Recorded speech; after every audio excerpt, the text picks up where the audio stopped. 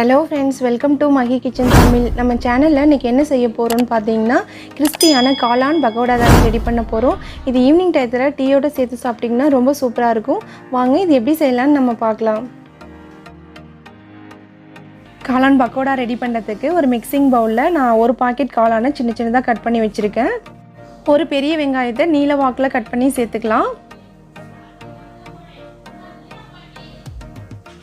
அடுத்ததான் நம்ம காரத்துக்காக பச்சை மிளகாய் 2 சின்ன சின்னதாக கட் பண்ணி சேர்த்துருக்கேன். உங்களோட காரத்துக்கு ஏற்ற மாதிரி கூட்டியோ குறைச்சி சேர்த்துக்குங்க. அடுத்து கொத்தமல்லி தழை கொஞ்சம், இஞ்சி பூண்டு பேஸ்ட்டு 1 டேபிள் ஸ்பூன் சேர்த்துருக்கேன். நம்ம அது கூடவே சோம்பு கொஞ்சம் சேர்த்துலாம். சோம்பு நல்லா ஃப்ளேவர் கிடைக்கும். அதுக்காக 1 கப் கடல மாவு எடுத்து, கடல மாவு பார்த்தீங்கன்னா 200 கிராம், அரிசி மாவு ஒரு 100 கிராம் எடுத்திருக்கேன். அடுத்ததான் நம்ம மஞ்சத்தூள் ஒரு 1/4 டீஸ்பூன், ஜீரகத்தூள் ஒரு 1/4 டேபிள் ஸ்பூன் சேர்த்துக்கலாம். 1 டேபிள் ஸ்பூன் மிளகாய்த்தூள், உப்பு தேவையான அளவு. மசாலா பொருள்லாம் சேர்த்ததுக்கப்புறம் கை வச்சு நல்லா எல்லா பக்கமும் கலந்து விட்டுக்குங்க, தண்ணி எதுவும் சேர்க்காம. இப்போ நல்லா கலந்தாச்சு.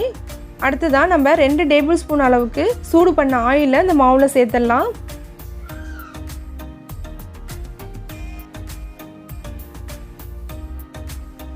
அடுத்ததாக கொஞ்சமாக தண்ணி சேர்த்து நல்லா பிசைஞ்சிக்கங்க. ரொம்ப தண்ணி சேர்த்துடாதீங்க.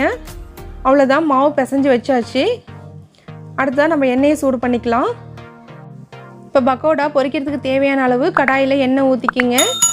எண்ணெய் நல்லா சூடாகட்டும். இப்போ எண்ணெய் நல்லா சூடாகிடுச்சு. நம்ம பக்கோடாவை போட ஆரம்பிச்சிடலாம். சின்ன சின்னதாக பிச்சு பிச்சு போடுங்க. அப்போ தான் நல்லா கிறிஸ்பியாக இருக்கும் நமக்கு சாப்பிடும்போது.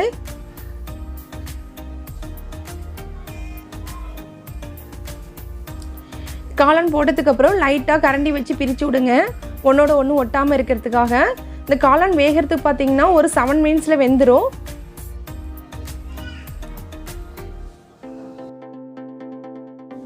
இந்த காளான் பக்கோடா ரெடி பண்ணி கொடுத்தீங்கன்னா குழந்தைங்க ரொம்ப விரும்பி சாப்பிடுவாங்க. பிளேட்டில் ஒன்று கூட மிச்சம் இருக்காது, அந்த அளவுக்கு டேஸ்ட்டாக இருக்கும். பாருங்கள், இப்போ காளான் பக்கோடா ரெடி ஆகிடுச்சு. நம்ம எடுத்துடலாம். பேலன்ஸ் இருக்க எல்லா மாவையும் நம்ம பக்கோடாவாக போட்டு எடுத்துடலாம். அவ்வளோதாங்க, காளான் பக்கோடா ரெடி ஆகிடுச்சு. இது வீட்டில் செஞ்சு பாருங்கள். செஞ்சு பார்த்துட்டு எனக்கு கமெண்ட் பண்ணுங்கள், ஷேர் பண்ணுங்கள், லைக் பண்ணுங்கள். நாங்கள் போகிற வீடியோ உங்களுக்கு பிடிச்சிருந்துச்சின்னா சப்ஸ்கிரைப் பண்ணிக்கோங்க.